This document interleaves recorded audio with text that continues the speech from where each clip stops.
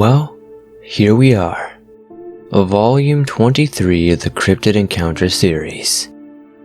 It's been a long ride and we're only just beginning. These subscribers sent in their allegedly true stories with unexplained cryptid creatures.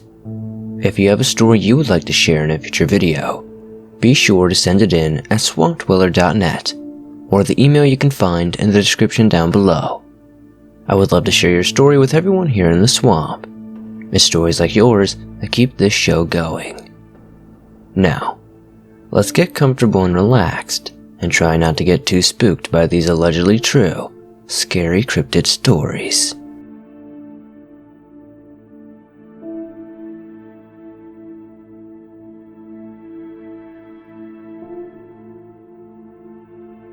My name is Jonah. My story takes place about 3 years ago when I was 15. I'm from South Georgia and this is where the story takes place. So it was about 3 years back in the summer of 2016. My friends and I were in a Boy Scout troop. My friends were R and W. We were camping in W's backyard under a willow tree and the fire went out, so I went to find some more stuff around the back of his shop to put in the fire.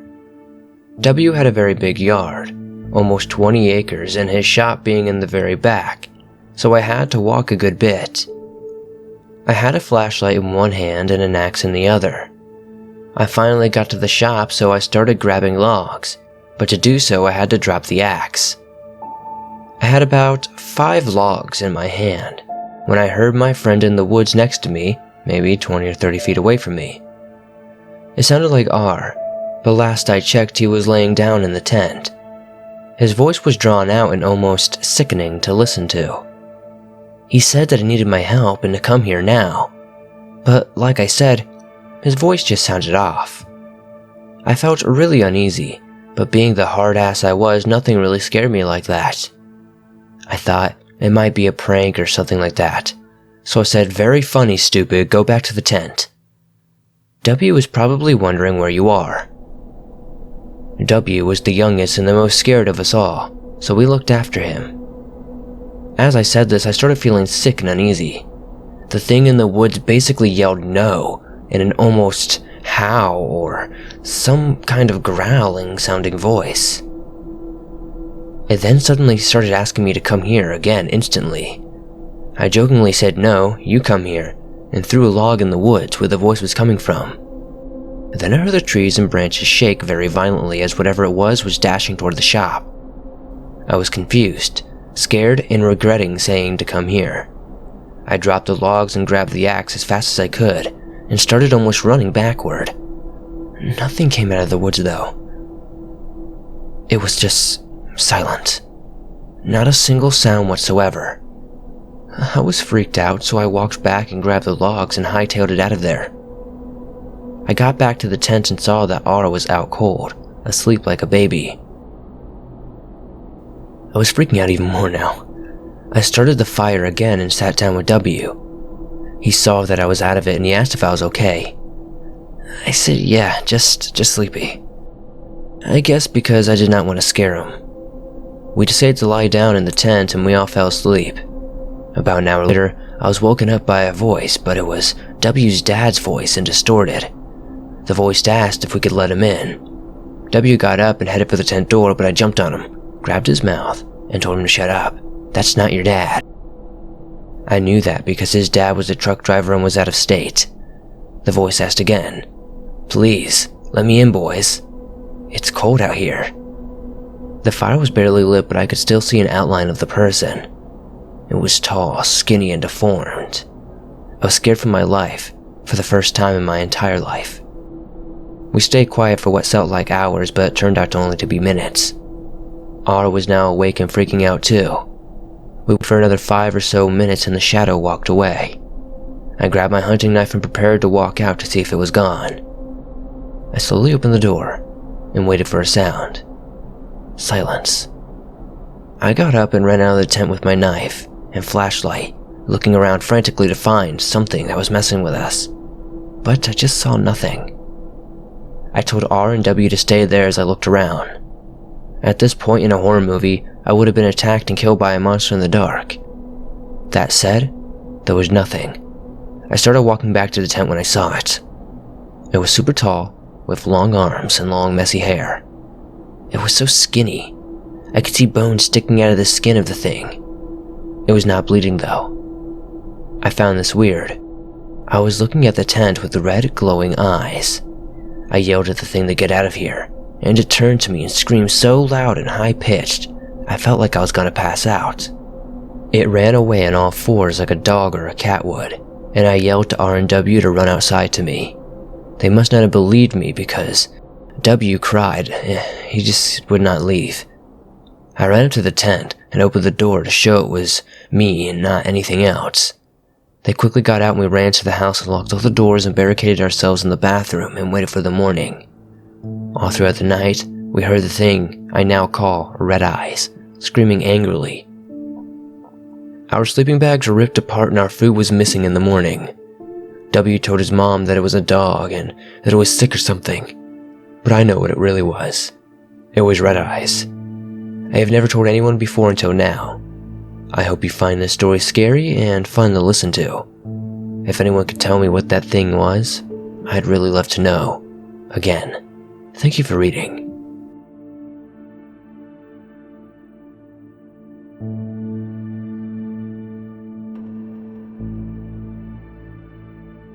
One year at summer camp, we kept hearing walking in the woods.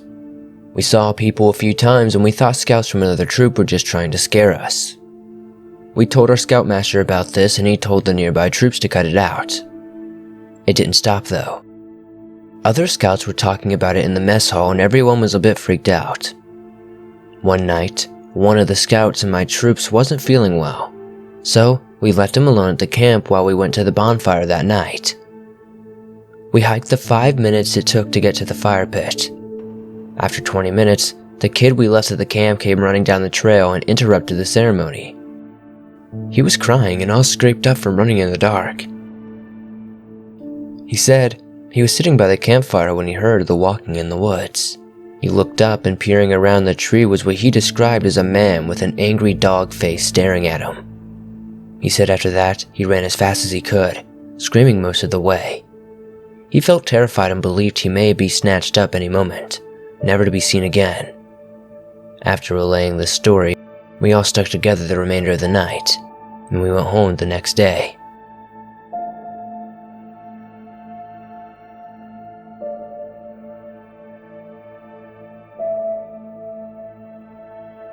Every kid grows up with that feeling that they're being watched in the middle of the night or that there's a monster under their bed.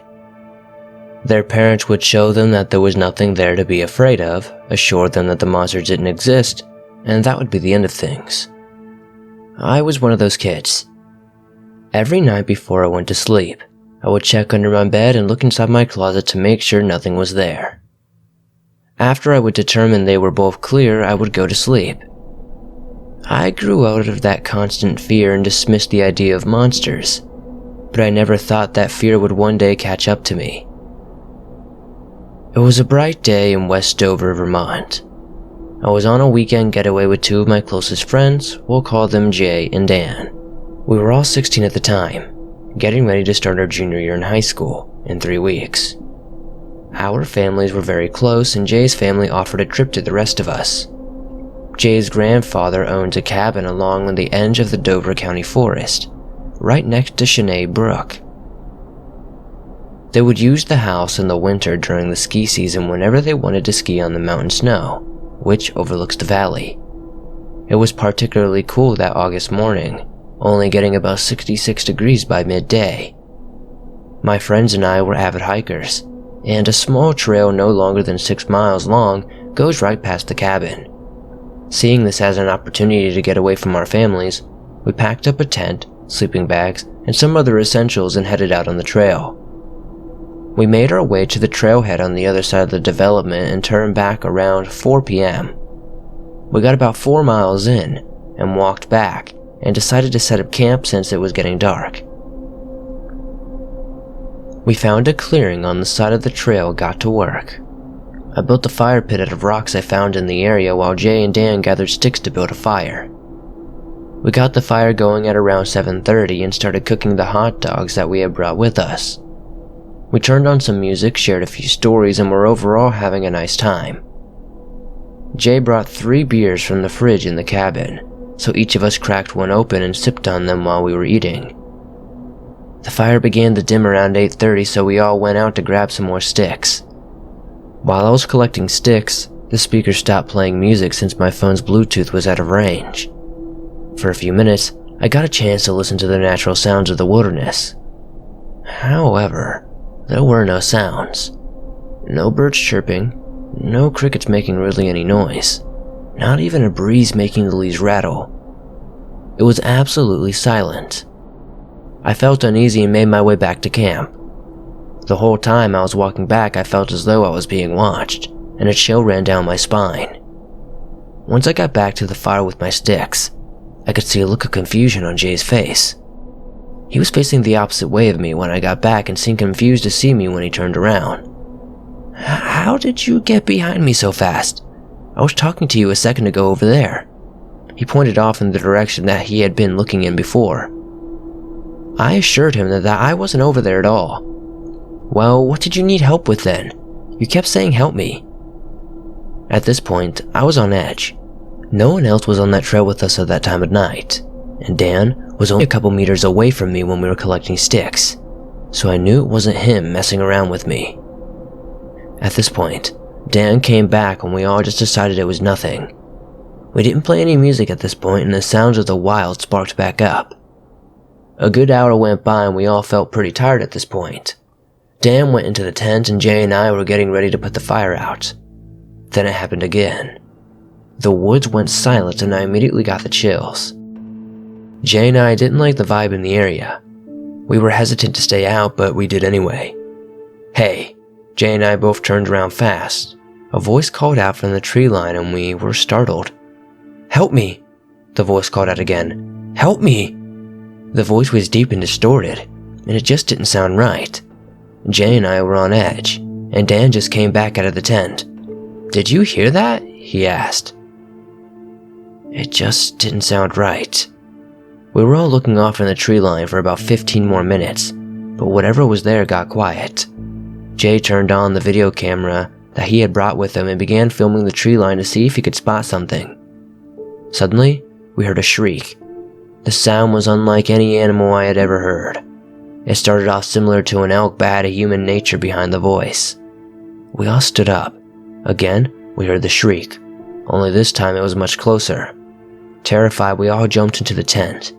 I knew whatever was out there wasn't an elk, because elk in the area aren't very common, and they have a higher, more consistent pitch than this thing screeching. We heard the shriek again, but it didn't seem as close as the one before it. All of us went into panic mode, looking to each other for answers and a way to get out of this situation. At this point, Dan opened the tent door. We got out of the tent and began to run. Jay and I exchanged looks and followed him down the trail. We were running faster than we ever had run before in our lives. All of us ran cross-country, so we all knew how to pace ourselves. The only difference is the adrenaline running through our bodies changed that mindset and we sprinted as fast as possible. The sky was clear and the moon was almost full, sending its light through the canopy to light the trail back. The entire time we ran, we could hear rustling in the bush behind us with the eventual groan of whatever was chasing. About a mile away from the trailhead, we were all pretty tired and began to slow down. At this point, we heard something dart past us in the brush. It moved faster than anything I had ever seen before, and we all stopped dead in our tracks. None of us knew what was going on, and I had never had so much fear in my life. We saw a shadow dart across the trail in front of us, and once it went back into the brush, we ran again. It almost seemed like it was circling around us and toying with us. It followed us all the way back to the cabin, I'm sure of it. It only took us 12 minutes to cover the 2 miles of the trail, and as soon as we made it to the trailhead, we took off towards the cabin. We made it to the door, ran inside, and locked the door behind us. We then frantically ran to every door and window in the cabin to make sure they were locked too. Jay's parents, who were the only ones up at the time, didn't understand why we were back so early from our hike. But before they could ask us any questions, we heard a thud on the roof. We all got very quiet. We heard a second thud, followed by 2 more progressively moving towards the deck. The thuds turned into the sound of footsteps, and then it suddenly stopped. We were all anxiously watching the deck to see what would jump down, but, however, nothing ever did. A loud crash came from the deck. Suddenly, there was a man there. He didn't look right, though. He just looked as if he hadn't eaten in a long time, made up of only skin and bones. His eyes were pale and looked glazed over. He was almost bald, with only a few strands of hair on the top of his head. His hair was silver, making him look like he had some sort of wrinkles in his skin. His skin was white as snow, and he was completely undressed. He seemed much taller than any man I had previously seen before. However, I couldn't tell exactly how tall he was, because he was on all 4s. At that moment, I realized that he was on the other side of the screen glass door. What I realized which was on the other side of that door was no man at all. It didn't even look human. It started right through the glass at us, its pale eyes not blinking or moving an inch. All of us looked back at it, terrified. It screeched loudly and jumped back onto the roof, and we never saw it again. All of us were too scared to go to sleep that night. Once the sun came back out, we felt a sense of security that we hadn't felt that night. Jay had recorded the majority of the encounter, and after going through the tape multiple times, we're still at a loss for words. We never went back for our stuff on that trail after that either, because we were too scared. About a year later though, during the winter, we hiked back out there to find out if it was still there. However, we didn't go out unarmed. I wasn't a big believer of the paranormal back then.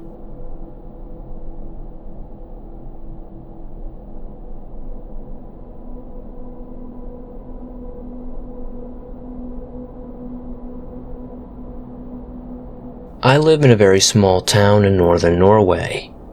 We have really long, dark, and cold winters up here, and this story takes place when I was about 9. I was spending the weekend with my grandparents on their farm. It was pretty far between houses up here, so it wasn't normal for anyone just to come walking by. Most people drive or use snowmobiles to get around up here. It was in the middle of the afternoon, but since we have no sun during the hardest winter months, it was pitch black outside. I was downstairs in the guest bedroom, which was kind of my room since I used to come for sleepovers pretty often. I was playing around when I heard someone knocking at the front door, really banging in a way. It was clear that this someone really wanted to come inside. I went out into the hall, intent on opening the door, but when I came to the hall, I froze. The knocking was so brutal that I couldn't open that door. I was too scared. It sounded so angry. My grandparents were upstairs in the living room and started yelling at me to open the door. When they understood why I was afraid, my grandmother came to the door. It wasn't locked or anything since this was such a small town, we rarely lock our doors. When my grandfather stepped in front of the door to open it, it suddenly stopped knocking. My grandfather understood something was wrong, but still opened the door. No one was there. There weren't even any footsteps in the snow. My grandfather sensed that there had been something evil at our door and started blessing our entrance right away. The night I found it very hard to sleep. I had to call my mother to even calm down. I saw that even my grandfather made sure to lock all the doors and windows. Maybe also he was a bit nervous.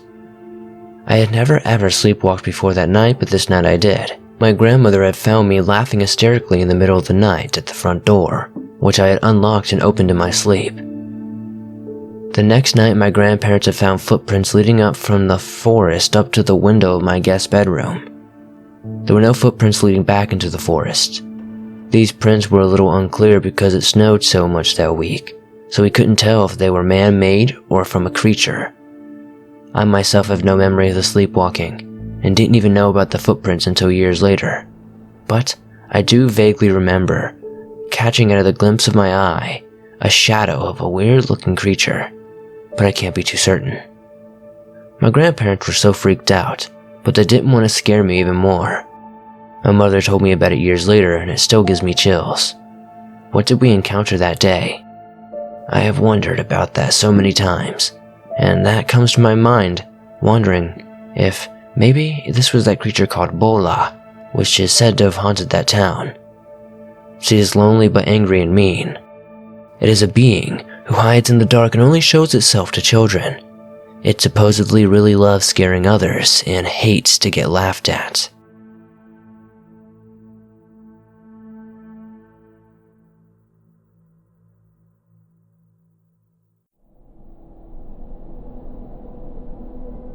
Several months ago, me, my mom, and my sister were taking a vacation. We went on a road trip through Arizona, New Mexico, and a little bit of Texas. While driving through Flagstaff, Arizona, my mom screamed.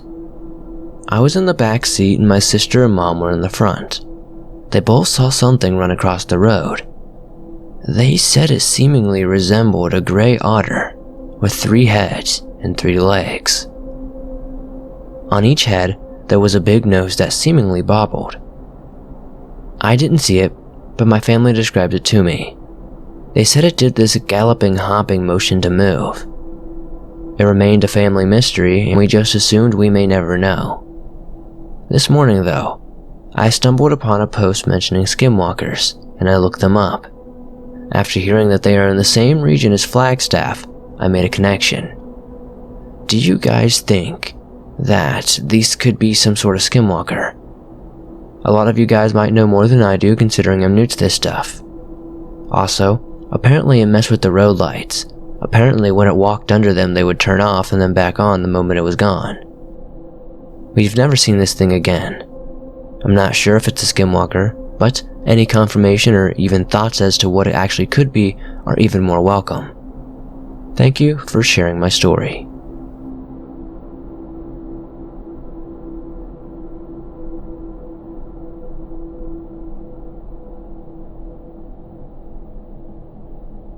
I didn't really find out about this kind of stuff until after I had my first experience with what I would call a ghost.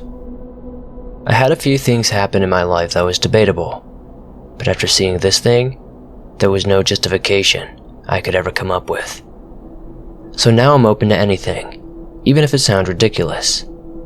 This is a brief explanation of what my girlfriend said she saw. When it comes to the supernatural, a lot of people tend to explain things like mist, shadow people, or orbs. Rarely anything monster-like in solid clarity. My girlfriend told me a story of a monster she saw outside her house while she was on a Skype call with me. This was the only thing that she said that she saw like this. The thing was tall, maybe 9 feet tall, bipedal, smooth, scaly, dark skin. She could see the skylight reflecting off of the skin as it was actually there. It had legs with an extra point and extra joint below the knee, protruding the leg backward and then forwards, like a slight sideways V shape. The head had black eyes, no visible ears or nose.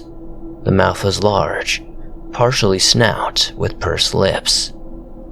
The entire body was proportional, with a lean, muscular figure. As soon as she stepped outside to have her smoke, she had a strange feeling like something wasn't right. The power was out on her street, but there was still a good amount of light coming from Denver, right down the road.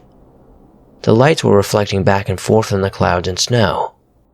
She then heard a mechanical static-like croaking sound, somewhat like a transformer blowing up. Static-like croaking sound, somewhat like a transformer blowing up, and then she turned to see what looked like some sort of thing standing just outside her small front yard on the city sidewalk. It was staring at her from a slight angle with its body partially facing a couple of degrees away from her. She was so scared she couldn't even move, and she never seemed afraid of most paranormal things. She had to knock on the door for her mom to come and get her. So yeah, knowing that she has no reason to lie, I can't believe that there are some weird things out there.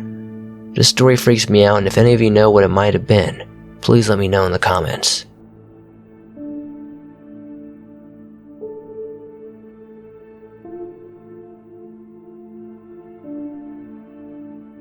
I'm a 24-year-old male living in the Philippines.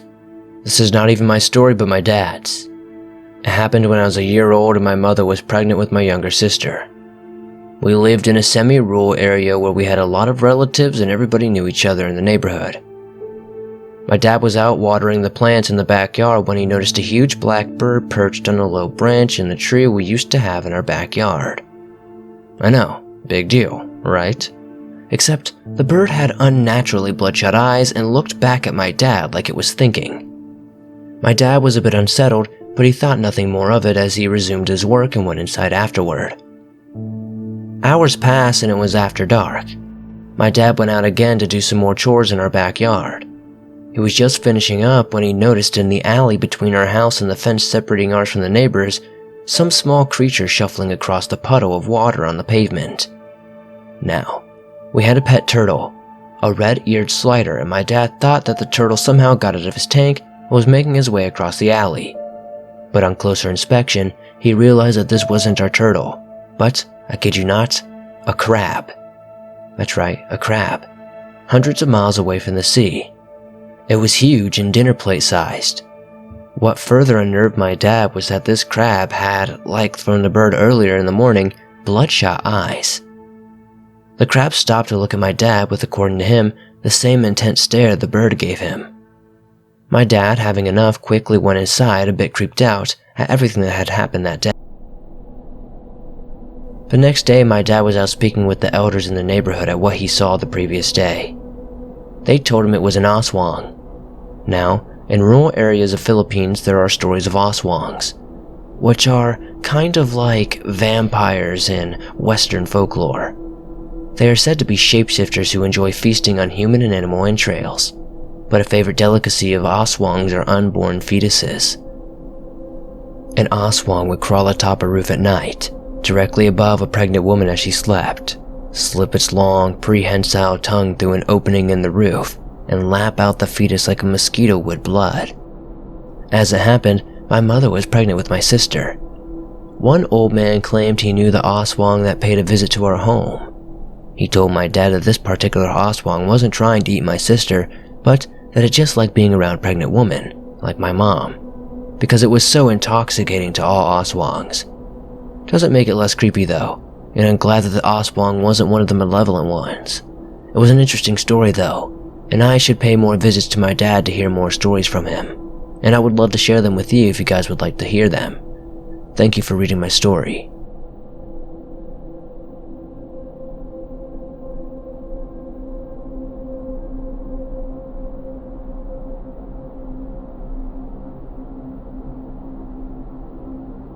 My name is John and I live in a rural part of Kentucky. This story took place 2 years ago when I was only 15. My family and I have gone to the same church since I was a newborn. I met my best friend of 17 years there. We will call him Joe. Joe and I have been friends since his family moved to Kentucky from Pennsylvania right after I was born. Joe and I have always been interested in the paranormal. We used to pretend we were werewolves as we ran around his yard in the summer. Little did we know that we would experience the true terrors of the paranormal one fateful night in 2016. There was a graveyard behind our church, with a large stretch of forest behind the graveyard. Behind the forest were multiple fields we loved to walk through during the day. The graveyard was surrounded by a waist-high chain-link fence. One Sunday night, while our parents were in the church chatting, Joe and I decided to go out into the woods. We had been planning to go out into the woods at night the entire week before. We were both armed with pellet guns my parents had bought me for my birthday. As we jumped the fence into the graveyard, I developed a sick feeling in the pit of my stomach. I felt so nervous, but I didn't know why. I shrugged it off and followed Joe into the woods. After we had walked about 300 yards into the woods, Joe turned and asked me if I heard what he had heard. He said that he just felt that there was something off as well. I told him I started feeling anxious as soon as I stepped into the graveyard. All of a sudden, we heard a deep, loud growl come from the woods behind us. It was a massive gray creature standing there about 20 yards in front of us. I am 5'9", Joe is 6'2", and this creature towered over both of us.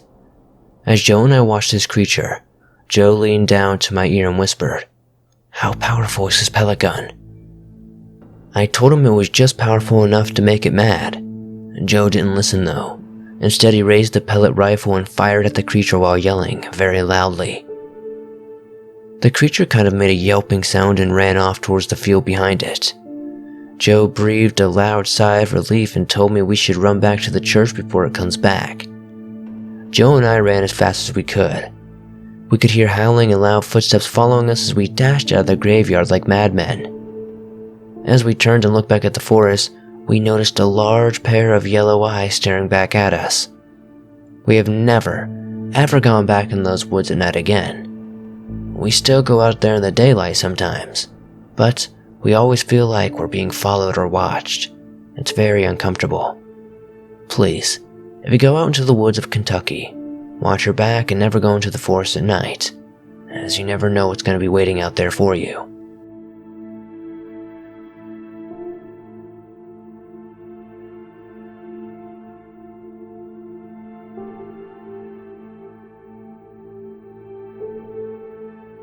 Thanks for listening to these allegedly true, creepy stories with cryptid creatures.